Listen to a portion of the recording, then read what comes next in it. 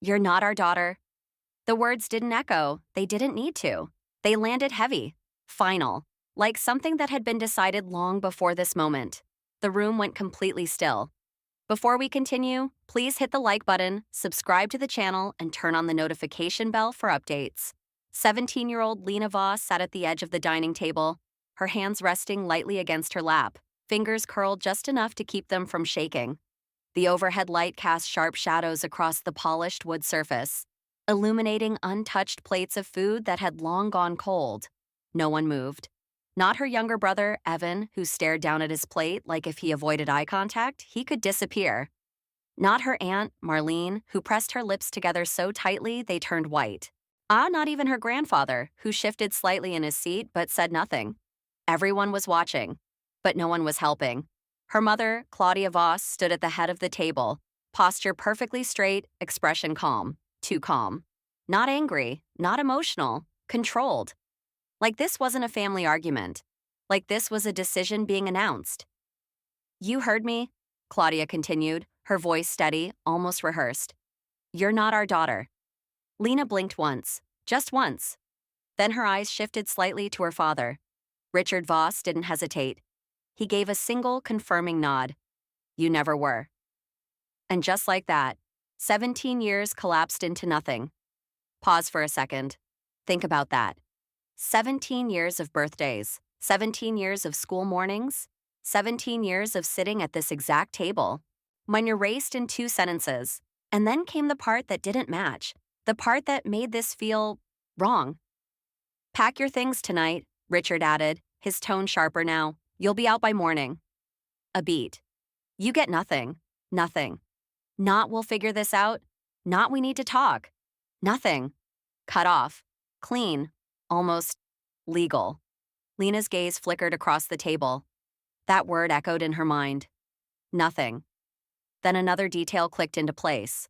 This wasn't sudden. This wasn't emotional. This was planned. Because, look around. Why was everyone here? Why was the entire family present for something like this? This wasn't a confrontation, it was a performance. A witness moment. And here's the part that should bother you the most. No one looked surprised. Not really. Uncomfortable? Yes. Guilty? Maybe. But shocked? No. Which means, how long had they known? Lena inhaled slowly. You'd expect tears right now, wouldn't you? Or anger, or at least confusion. But none of that came. Not because she didn't feel anything, but because something inside her had already shifted. Long before this moment. She tilted her head slightly, studied her parents, really looked at them. And for the first time, they looked nervous. Not on the surface, but underneath. Tiny cracks, Richard's fingers tapping once against the table. Claudia's shoulders just a bit too stiff. Like they were waiting for something, or worried about something. And suddenly, everything felt different. Because if this was just about kicking her out, why did they look like they were bracing for impact? Lena swallowed. Then without a word, she moved, slowly, calmly. Then her hand slipped down to the side of her chair, then into her bag. The motion was small, almost unnoticeable, but it changed everything. Because the second her fingers disappeared inside, Richard's chair scraped violently against the floor. Wait, his voice cracked. The first real emotion in the room, sharp, urgent, almost afraid. What is that? Now everyone was looking again. Not at Lena, at her hand. Still inside the bag, still searching, still calm. And that's when it hit. This wasn't the moment they had planned. This was the moment they had been trying to avoid. Lena paused, her fingers tightening around something hidden inside. Then she slowly looked up, right at her father, and for the first time all night, there was something new in her expression. Not fear, not sadness. Something quieter, sharper, almost like certainty. A small breath escaped her lips, and just before she pulled her hand back out, she spoke, softly, carefully. You're right. A pause. The room leaned in. I'm not your daughter. And just like that, the balance in the room shifted, but she still hadn't taken the item out of her bag. Not yet. 17 years earlier, Lena wasn't supposed to stay. Let that sink in for a second, because everything that just happened at that table, it didn't start tonight. It started long before Lena Voss could even remember. Lena arrived in the Voss household when she was just 6 months old. That's the story she was told. Simple, clean, convenient. A distant relative couldn't keep her. The Voss family stepped in. End of story. No photos from before that. No baby album with hospital bracelets. No stories about her first words or where she was born. Just a starting point. 6 months old. As if her life began the moment she entered their house. And for years, Lena accepted that. What choice did she have? But here's where things get strange. Because growing up, nothing was ever wrong enough to question outright, but nothing was ever right either. You know that feeling? When something is slightly off, all the time? That was Lena's childhood. Family photos. Sometimes she was in them. Sometimes she wasn't. And no one explained why. Rules. Evan could stay out late. Lena had strict curfews. Evan made mistakes. Lena was expected to be perfect. Affection. Claudia hugged Evan easily.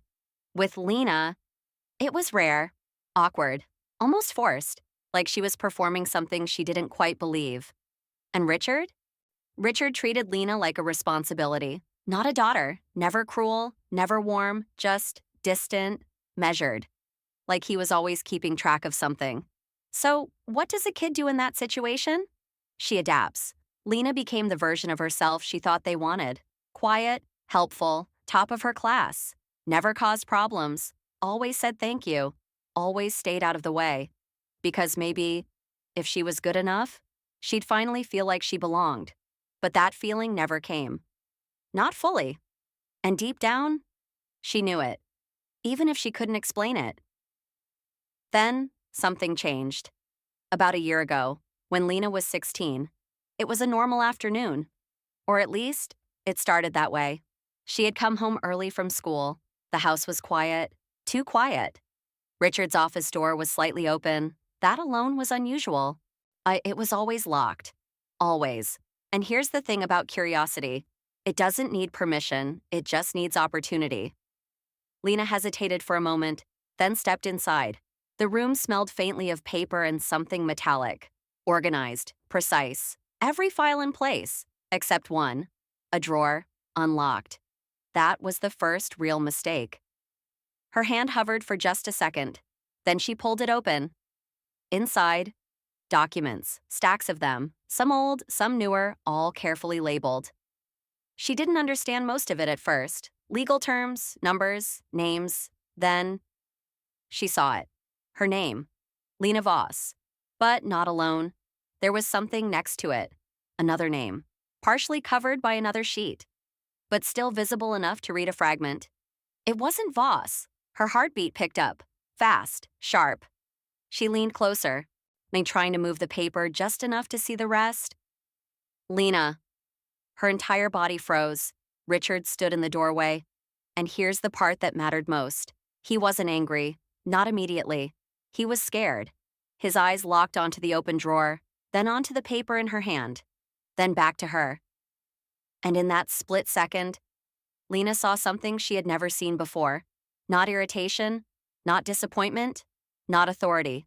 Fear.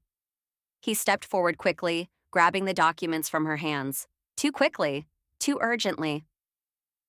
"You don't ever open that again," he said, his voice low, controlled. But underneath, something was breaking. No explanation, no punishment, no yelling. Just that. And that's when it clicked. Not fully, not yet, but enough. This wasn't just a family with issues. This was a family hiding something. And something big enough to scare the one person who never seemed scared of anything. And from that moment on, Lena stopped trying to belong and started trying to understand. Because the question was no longer, why don't they treat me like their daughter? Now it was, why are they pretending I am? And back at that dinner table, with her hand still inside her bag, that same question was about to be answered, but not the way anyone expected. If she wasn't really their daughter, then what was she to them? That question doesn't leave you once it takes hold. It grows, quietly at first, then louder, then impossible to ignore. After that moment in Richard's office, after seeing that second name, after seeing fear where there should have been authority, Lena changed, not outwardly. No one at home noticed anything different. She still did her chores, still got perfect grades, still sat at the dinner table every night like everything was normal. But internally, she was watching everything, listening more carefully, remembering things she used to brush off. And patterns started to form, like how every time official paperwork came up, school forms, medical forms, travel permissions, Claudia insisted on handling it herself, always, no exceptions. Or how Lena had never once seen her original birth certificate, not even a copy, just a document Claudia would briefly show when required. Then immediately take back. And here's a question for you. If everything is normal, why hide the basics? So Lena stopped relying on them and started looking on her own. It began small, a request at school, needing copies of her academic records. Simple, right? Except they weren't complete. Some sections were marked, documentation provided externally. Externally? What does that even mean? That's when Ms. Alvarez entered the picture. School counselor, late 30s, observant in a way that made it hard to lie. "You've been asking for a lot of records lately," she said gently one afternoon. Lena hesitated, then gave a half-truth. "I just want copies of everything." Ms. Alvarez studied her for a moment, then nodded. "Okay, but if something's wrong, you can tell me." Lena didn't. Not yet. But that conversation opened a door because Ms. Alvarez knew how to request documents that students normally couldn't access. Legal identity records, guardianship filings, background registrations, things parents usually control. A week later, Lena got her first real answer. The envelope was thin. Too thin. Inside, a single document. Stamped, official. She read the first line once, then again, then a third time. Because it didn't make sense. Guardianship record, not adoption. Guardianship. Let's pause here. Because that difference, it changes everything. Adoption means permanent, legal, binding, final. Guardianship, temporary, conditional, revocable. Which means Claudia and Richard Voss were never legally her parents. Not even once. They were caretakers, on paper. And suddenly, 17 years of family felt like something else entirely. Lena's hands tightened around the document, her mind racing. Why would someone keep a child under guardianship for 17 years? Why never finalize it? Why hide it? And unless they needed it that way, that's when she went back to Ms. Alvarez, this time with the truth, or at least part of it. "I found something," Lena said quietly, placing the paper on her desk. Ms. Alvarez read it. Her expression shifted almost instantly. "This isn't normal," she said. Lena swallowed. "I figured." Ms. Alvarez looked up, her tone more serious now. "If this was extended intentionally, if they avoided adoption on purpose." A pause. Then, "You might be looking at something illegal." The word hung heavy in the air. Illegal. Not just a family secret. Not just emotional distance. Something real. Something serious. And then came the next step. The one that changed everything. "Do you want to request the full file?" Ms. Alvarez asked. Lena didn't hesitate. "Yes."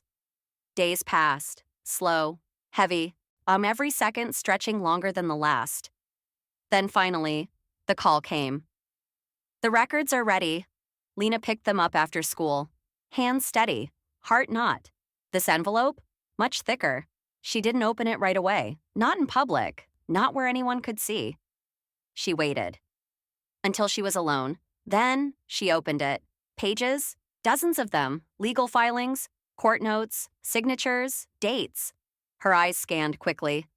Until something stopped her cold. A document near the center. Stamped, sealed, different from the rest. She pulled it out carefully and read the title. Trust Allocation Record, Beneficiary, Lena Redacted. Her breath caught. Trust? She kept reading. Numbers. Large ones. Too large. Her stomach dropped, because this wasn't just paperwork anymore. This was money. A lot of it. When and then, the line that changed everything. Custodial authority. Temporary. Claudia Voss, Richard Voss, temporary. Her vision blurred for a second. Because now, it all made sense. The distance, the control, the secrecy. They weren't raising her. They were managing something, or someone.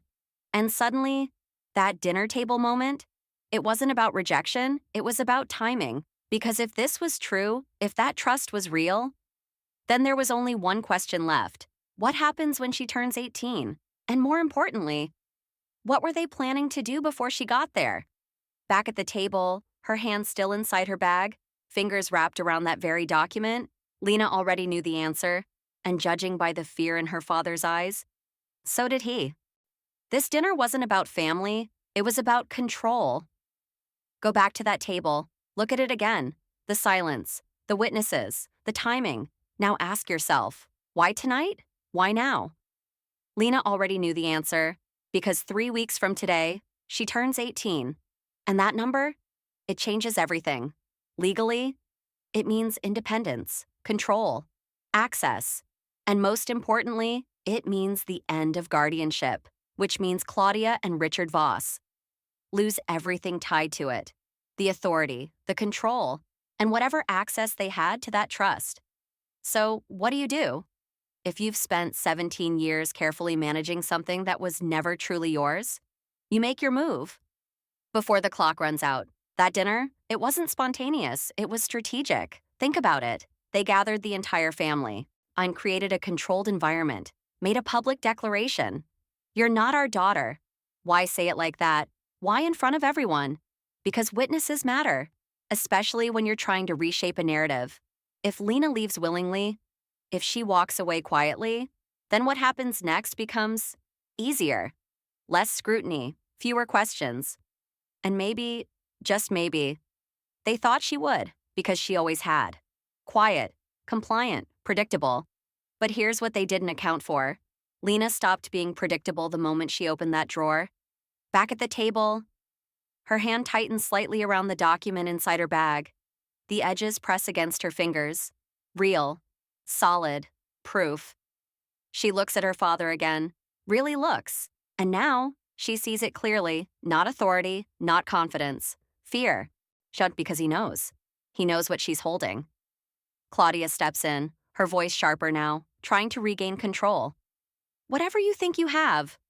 She begins, her tone clipped. It won't change anything. But that's the problem. It already has. Lena slowly pulls her hand out of her bag. The paper appears, folded, worn slightly at the edges. The entire room shifts. You can feel it. That invisible tension snapping tighter. Evan finally looks up. Marlene leans forward slightly. Even Richard stops breathing for a second, because they all know this isn't nothing. Lena doesn't hand it over, not yet.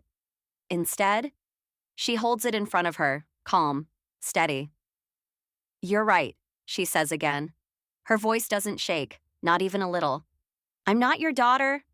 A pause, long enough for the words to settle. And then she tilts her head slightly. But you were never supposed to be my parents either.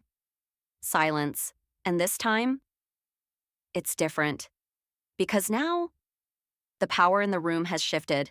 Richard takes a step forward, too fast, too desperate. Lena, he says, his voice low, controlled, but cracking underneath. You don't understand what you're looking at. But that's where he's wrong. For the first time in her life, Lena understands everything. She unfolds the paper slowly, deliberately, every movement measured, every second stretching the tension tighter. Claudia's composure begins to fracture, just slightly, her eyes flicking to the document, then back to Lena. Because whatever is on that paper, it wasn't supposed to be seen. Not by her, not ever. Lena glances around the table one last time, and at the people who stayed silent, at the family that never really was hers. Then back to Claudia, back to Richard, and without raising her voice, without hesitation, she finally says, Do you want me to read it out loud? Or should I let them see what you've been hiding for 17 years? And just like that, the carefully controlled narrative they built starts to collapse. Do you want me to read it out loud, or should I let them see what you've been hiding for 17 years? No one answers, not immediately, because in that moment, the room isn't just quiet, it's shifting, cracking, like something carefully built is finally giving way. Richard is the first to move. Give me that, he says, stepping forward, hand outstretched. Not a request, a command. But it doesn't land the same way anymore. Lena doesn't move, doesn't flinch, doesn't hand anything over. Instead, she turns the paper slightly. Just enough for the people closest to her to see the header, the official seal, the legal formatting. That's all it takes. What is that? Aunt Marlene finally asks, her voice tight. Not defensive, not dismissive, concerned. Lena exhales slowly, and then she begins. It's a trust, she says, simple, clear. No one interrupts. My name is on it, she continues, not Lena Voss. A pause. Her eyes flick briefly to Richard. A different last name. That lands. You can see it. The confusion spreading across faces. She keeps going. Because now, there's no reason to stop. My biological parents died when I was a baby, Lena says. They left behind an estate, property, money, everything. Claudia's lips part slightly, but no words come out. And instead of placing me with a permanent family, Lena continues, her voice steady, a temporary guardianship was assigned. She lifts the document slightly. To them, silence again. Heavier this time, Richard tries to recover. This is being taken out of context. No, Lena cuts in, not louder, just sharper. It's not. She unfolds another page, this one thicker, stamped more prominently. This, she says, is the allocation record.